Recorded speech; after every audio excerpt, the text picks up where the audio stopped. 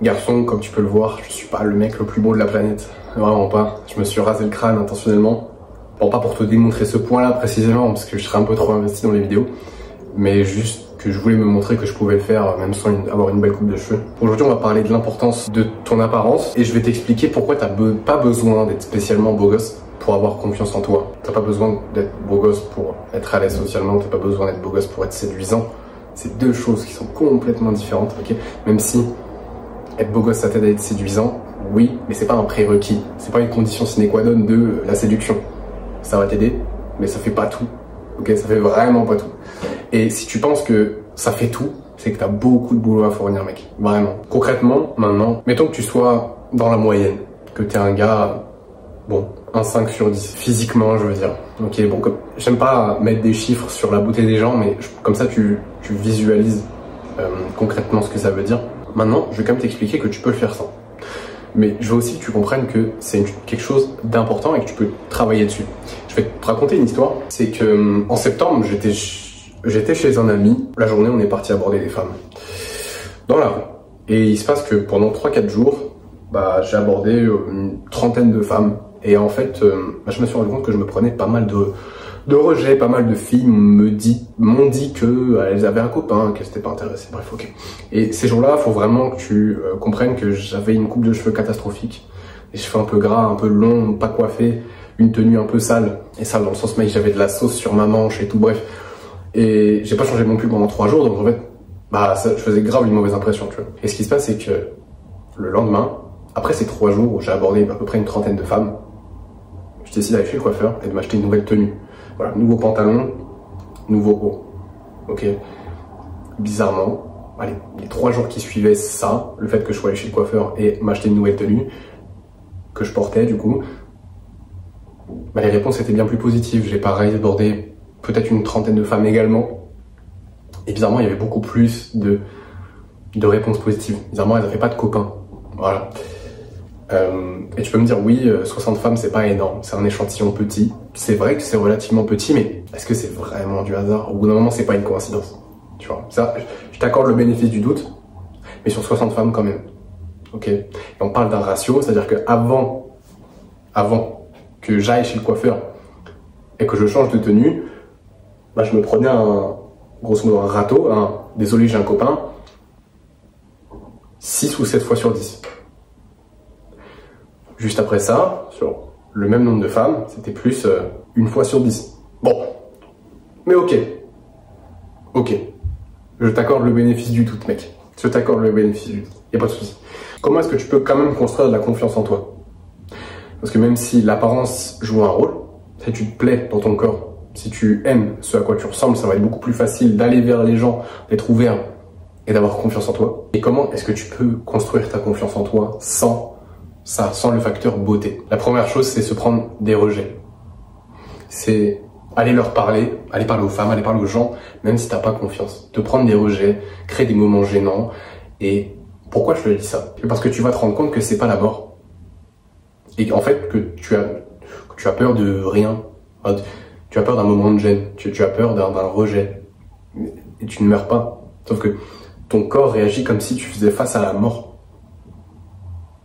Sauf que tu fais pas face à la mort, tu fais face à un potentiel rejet, ok? Et en fait, si tu veux, le meilleur moyen pour toi de prendre confiance en toi, c'est de faire face au rejet. Il y a plusieurs autres choses que je vais te dire juste après, ok? Mais la meilleure chose, c'est les rejets. Et évidemment, on le verra après, mais quand tu as du succès aussi, ça t'aide. Deuxième chose, je dirais, c'est de l'expérience de vie. Vivre des choses, vivre des expériences. Et alors, comme ça peut te paraître vague, que tu aies fait différents boulots dans ta vie. Que tu aies, par exemple, fait beaucoup d'expressions orales devant des dizaines de personnes. Ça t'aide, c'est de l'expérience de vie et ça te fait prendre confiance en toi. Ça peut être, par exemple, des moments stressants dans ta vie, mais desquels tu as réussi à t'en sortir indemne. C'est vraiment l'expérience de vie au sens général. Et ça t'aide à prendre confiance en toi parce que tu as beaucoup plus d'échantillons de ce qui se passe dans le monde pour avoir une vision bien plus claire et précise du monde. Et derrière, tu peux agir de manière plus calibrée. Okay. C'est grosso modo, c'est ça la confiance. C'est juste que tu penses que le modèle que tu te fais du monde est le bon.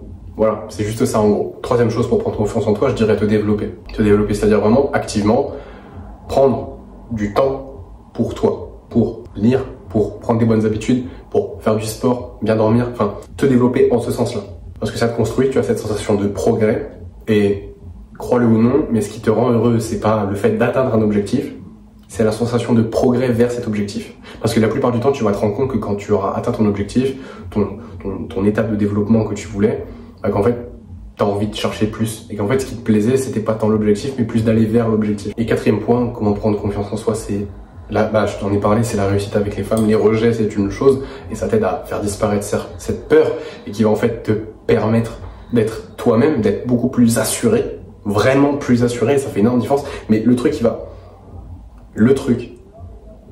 va changer tout, qui va faire le tic, c'est quand tu vas commencer à avoir du succès. Un peu, même, mais juste un peu. Parce qu'en fait, tu vas commencer à comprendre, tu vas commencer à séparer les deux comportements, c'est-à-dire le type de comportement dans lequel tu as le rejet et le type de comportement dans lequel tu as la réussite. Et ton cerveau, il est fait pour résoudre des problèmes. Sachant que ton problème, c'est que tu te prends grosso modo des rejets, tu vas naturellement commencer à agir, ok, comme le mec qui réussit plus souvent, parce que tu vas commencer à mimer les comportements que tu avais quand tu réussissais. C'est aussi simple que ça. Alors, comme ça, on dirait que c'est simple, mais en fait, c'est plein de micro-comportements que tu vas devoir répliquer. Bon, ça se fait automatiquement, ok. Alors, juste comme ça te permet pas d'être excellent avec les femmes, ok. Même moi, je suis pas le meilleur. Voilà, qu'on soit clair, je suis même, c'est logique. Je suis très loin d'être excellent. Je me considère comme bon, ok. Mais j'ai une énorme marge de progrès. Et ce qui est marrant, c'est que plus je progresse, plus je vois la marge de progrès restante, et plus je me dis que ça va être génial. Vraiment, j'ai hâte de finir 2025, parce que je suis tombé sur des pépites niveau séduction, et justement, enfin en termes de contenu, et justement, je vais te donner un petit peu les autres trucs après. Mais c'est grosso modo la réussite avec les femmes, parce que tu commences à être récompensé. Maintenant, concrètement, comment s'y prendre? La première chose à faire, c'est concrètement d'aller aborder, que ce soit de différents contextes, que ce soit dans la rue, que ce soit au travail, que ce soit en boîte ou dans des bars, ou bref, peu importe le contexte, en fait, c'est d'aller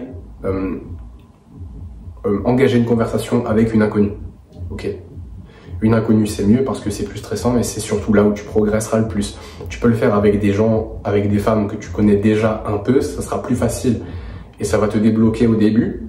Mais vraiment, le cœur du progrès se fait avec les inconnus. Vraiment. Je sais que c'est le plus dur, je sais que ça te fait peur, je le sais. Je sais que tu te chies dessus. Il n'y a pas de problème avec ça. Même moi, je me chie dessus. Okay.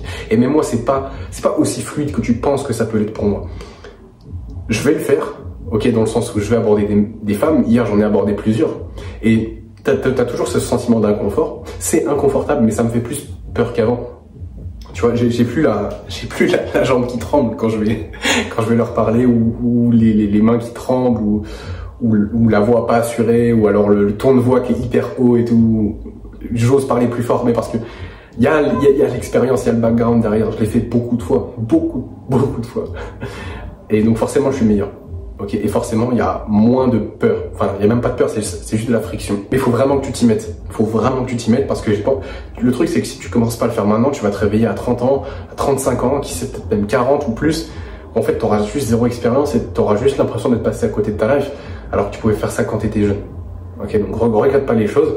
Moi, je te conseille vraiment de prendre un épisode de ta vie où tu te concentres dessus, et plus t'es jeune, mieux c'est.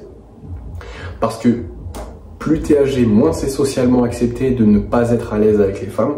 Mais bon, après, tu fais ton choix. Si t'as envie d'aller à contre-courant, tu peux, mais à tes risques et périls. Moi, je te conseille de le faire quand t'es jeune. Ok, autour de 18 ans. En fait, de 18 jusqu'à 25, je pense que c'est le meilleur moment pour même pas prendre juste un an, mais mec, tu te concentres 6 mois. Tu matraques, tu abordes. Tu fais que ça, mec, tu lis des livres sur la séduction, tu t'implémentes, tu essaies vraiment de comprendre, et tu sors vraiment de ta zone de confort, tu te sors les doigts du cul, c'est que comme ça que tu vas y arriver. Tu peux faire ça plus lentement avec le temps et tout, mais plus vite c'est fait, plus vite t'auras de problème. Ouais, attends. Plus vite c'est fait, plus vite le problème il sera parti. Voilà, c'est tout. Maintenant, comment construire ta confiance en toi? Donc je t'ai dit, concrètement, engager des conversations, aborder. Deuxième chose, je dirais qu'il faut que tu prennes des risques en général dans la vie. pas que socialement, pas que quand tu vas aborder, mais prendre des risques. Par exemple, en septembre, j'ai investi mes dernières économies dans une formation. Concrètement, j'avais plus rien.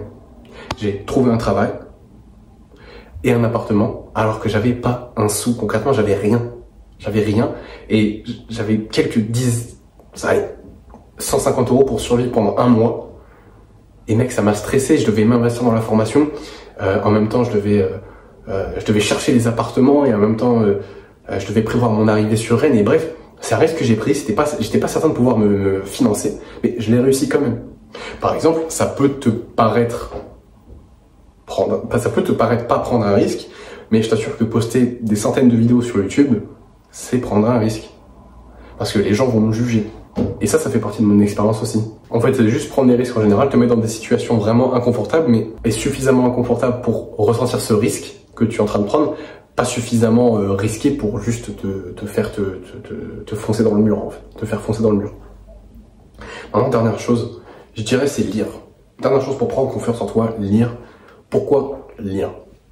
Pas lire n'importe quoi. Moi, je dirais lire sur les relations sociales. Excellent livre que je suis en train actuellement de relire. Comment se faire des amis. Ça parle pas nécessairement de drague, de séduction, mais en fait, c'est des grands principes des relations. Et franchement, c'est le livre qui me paye aujourd'hui le plus de dividendes. C'est la 4e fois. Là, je suis dans la 4e relecture. Il est génial. Il est génial. Il a complètement transformé mes relations. Pour te donner une anecdote par rapport à ce livre, quand j'arrive en BTS, c'est ma première année de BTS et je suis un peu un mec imbu de moi-même. Je découvre le développement personnel, alors j'essaie de mettre tout le monde au développement personnel, j'essaie de faire la morale tout le temps et tout. Je suis insupportable. Insupportable. Et en fait, il y a plein de micro-comportements que je fais, que j'ai compris grâce à ce livre, que je peux pas nécessairement t'expliquer ici. Je peux pas vraiment t'expliquer ici. Vraiment, je me suis fait presque des ennemis dans ma classe. Dans l'année scolaire, je décide de lire ce livre. Ok, donc début d'année scolaire 2022, je lis ce livre. Donc entre septembre et décembre, je le lis une première fois. Je le lis une deuxième fois entre janvier 2023 et juin 2023. Ce qui se passe, c'est qu'à la rentrée, je suis totalement une nouvelle personne, puisque j'applique ces principes. En fait, je commence à être extrêmement agréable avec les gens. Et à la première soirée qu'on fait dans notre groupe de classe, on a fait une soirée de classe, on était une vingtaine dans la classe. À un moment dans la soirée, t'as 5 personnes de la classe qui viennent me voir et qui me disent Erwan, t'as changé. Et t'as changé en bien. Et en fait, derrière, ils m'expliquent pendant 5 minutes que je suis devenu une nouvelle personne et que je suis trop agréable et qu'ils sont trop contents que je sois devenu agréable. Et mec, ça m'a fait prendre une putain de confiance en moi. Parce que maintenant, je sais que les gens aiment être avec moi, en fait. Je suis un gars sympa. Je suis un gars sympa. C'est tout con, tu vois, et ça c'est un exemple. Mais si tu veux un autre livre, je te conseille vivement, c'est pas vraiment sur les relations, mais ça l'est un peu quand même, c'est The Way of the Superior Man de David Deida. En français, il s'appelle La Voix de l'homme révélé de David Deida. Je te le recommande 100% pour comprendre aussi un petit peu plus les relations homme-femme, mais ta relation aussi avec les femmes, avec le travail, avec tes désirs. Autre livre excellent que je vais te recommander, c'est Models, Attract Women Through Honesty de Mark Manson, okay, qui est excellent, qui te parle concrètement de l'importance d'avoir des standards, d'être honnête, de montrer ta vulnérabilité et pas tes faiblesses, ta vulnérabilité, parce que c'est deux choses qui sont complètement différentes. Autre excellent livre que je peux te recommander,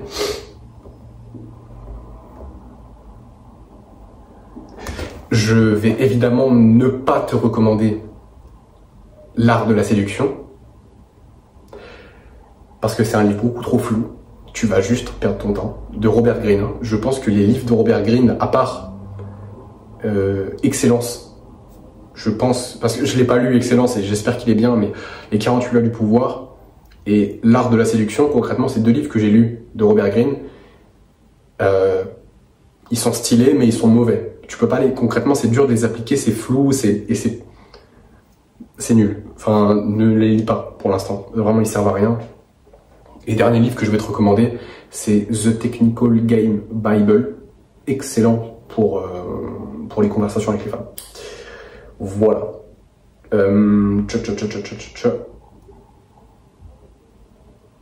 Mais en vrai, c'est tout ce que je vais te recommander niveau livre.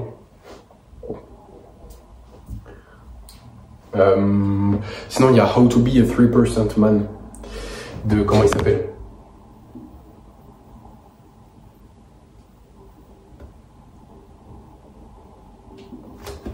De Corey Wayne.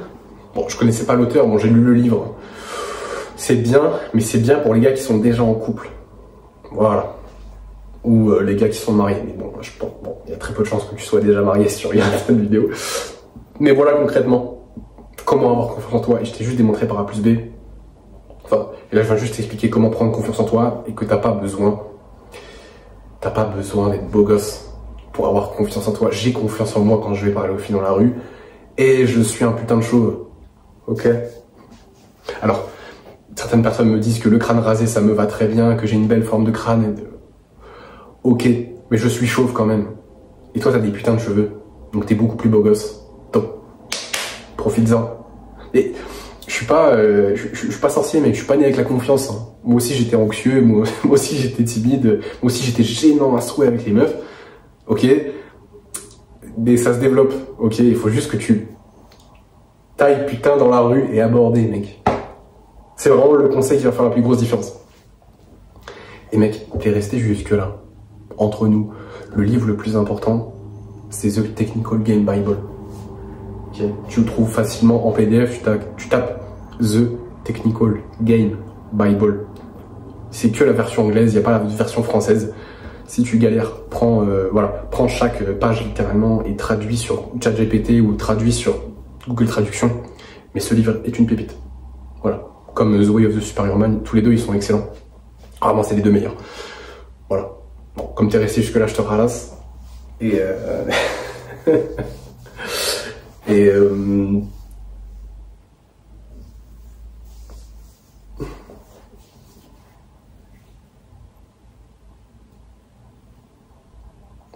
mec, j'ai rien à ajouter. Passe une bonne journée et passe à l'action surtout. Applique. C'est le plus important. À plus, mec.